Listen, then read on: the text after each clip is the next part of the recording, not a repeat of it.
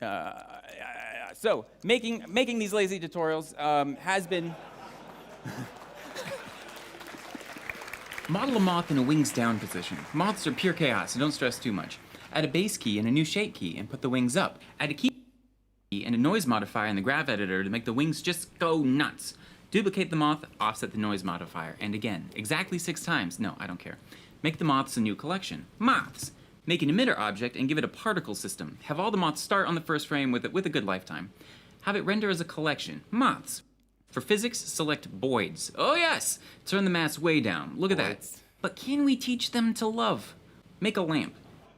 In the Boyd brain, create only one rule. Follow the leader. Their leader is and shall always be lamp.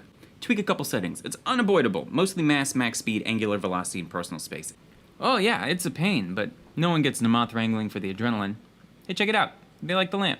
Now that you have this, put them anywhere. You can make a lazy scene and add moths, and people will be like, wow, you even added moths. And you'll be like, yeah, I did, and I taught them to love. Moths add realism to anything.